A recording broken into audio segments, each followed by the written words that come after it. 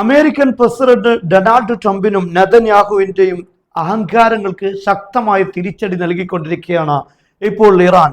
Hormuz കടലെടുക്ക് തുറക്കാൻ പുതിയ 3 ഉപാധികളുമായി ഇപ്പോൾ ഇറാൻ രംഗത്ത് വന്നിരിക്കുകയാണ്. നമുക്കറിയാം, ഡൊണാൾഡ് ട്രംപ് യുദ്ധം സ്വന്തമായി അവസാനിപ്പിച്ചിരിക്കുകയാണ്. കാരണം ഇറാനിൽ നിന്ന് വരുന്ന മിസൈലുകളെ ചെറുക്കാനുള്ള പാട്രിയറ്റ് താഡ് സംവിധാനങ്ങളിലുള്ള പോരായ്മകളാണ് ഇതിന്റെ കാരണമായി അന്താരാഷ്ട്ര മാധ്യമങ്ങൾ പറയുന്നത്. ഇപ്പോൾ ഇറാൻ പറഞ്ഞിരിക്കുന്നത്, ഇറാൻ ഇപ്പോൾ പുതിയ ഹോർമുസ് കടലെടുക്ക് തുറക്കണമെങ്കിൽ പുതിയതായി 3 കാര്യങ്ങൾ പറയുന്നു. ഒന്നാമത്തേത് an immediate end to the US naval blockade. ഇറാന് മേൽ ഏർപ്പെടുത്തിയിട്ടുള്ള സമുദ്ര ഉപരോധം വളരെ പെട്ടെന്ന് പിൻവലിക്കുക. അതുപോലെ തന്നെ രണ്ടാമത്തെ കാര്യം, US ഇറാന്റെ എനർജി എക്സ്പോർട്ടുകൾ അതെല്ലാം ഉപരോധത്തിന്റെ പേരിൽ സാധിക്കാത്ത സാഹചര്യം ഇറാനുണ്ട്. എന്നാൽ എക്സ്പോർട്ട് ചെയ്യാൻ അവരുടെ എണ്ണ സംവിധാനങ്ങൾ, അതുപോലെ ഗ്യാസ് സംവിധാനങ്ങൾ, ഇതെല്ലാം എക്സ്പോർട്ട് ചെയ്യാനുള്ള അവസരം, അതിനുള്ള ഉപരോധങ്ങൾ എടുത്തു കളയണം.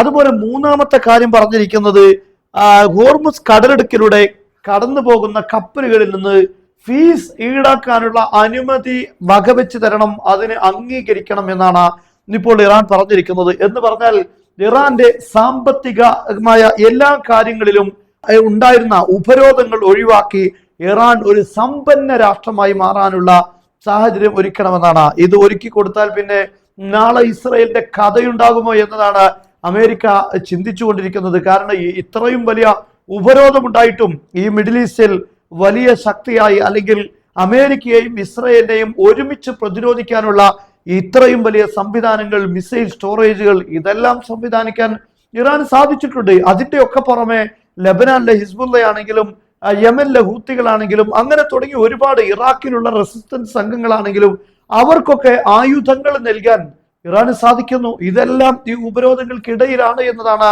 ഏറെ പ്രധാനപ്പെട്ട കാര്യം. എന്നാൽ ഈ എനർജിക്കുള്ള ഉപരോധങ്ങൾ എടുത്തു കളയുകയും അതുപോലെ ഹോർമുസ് കടലിടുക്കിൽ ഫീസ് ഈടാക്കുകയും ചെയ്താൽ ഇറാന്റെ സാമ്പത്തിക വ്യവസ്ഥ എവിടെ എത്തുമെന്നതാണ് ഇവിടെ പ്രധാനമായും അമേരിക്ക ചിന്തിക്കുന്നത്.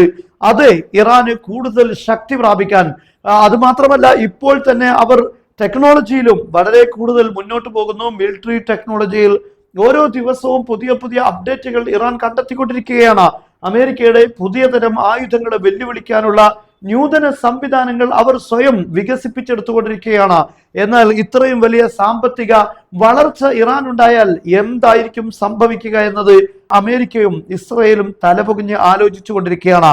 അതുകൊണ്ട് തന്നെ ഇറാന്റെ ഈ 3 ഉപാധികൾ അംഗീകരിക്കാൻ അമേരിക്കക്ക് സാധിക്കുമോ? പക്ഷെ ഇന്ന് ഇസ്രയേലിന്റെ ചാനൽ 12 പറയുന്നത്, എന്ത് വില കൊടുത്തും അമേരിക്കൻ പ്രസിഡന്റ് ഡൊണാൾഡ് ട്രംപ് ഇറാനുമായി വെടിനിർത്തൽ നടപ്പിലാക്കാൻ പോകുന്നു എന്നാണ്.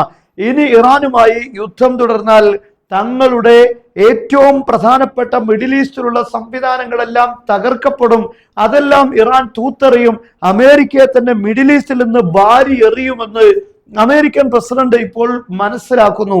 അതുകൊണ്ട് തന്നെ ഇറാനുമായി ഏതെങ്കിലും രീതിയിൽ എത്ര വില കൊടുത്തിട്ടാണെങ്കിലും ഈ യുദ്ധം അവസാനിപ്പിച്ച് തടി തപ്പാനുള്ള ശ്രമമാണ് ട്രംപ് നടത്തുന്നത് എന്നാണ് ഇസ്രയേലിന്റെ ചാനൽ 12 റിപ്പോർട്ട് ചെയ്യുന്നത്.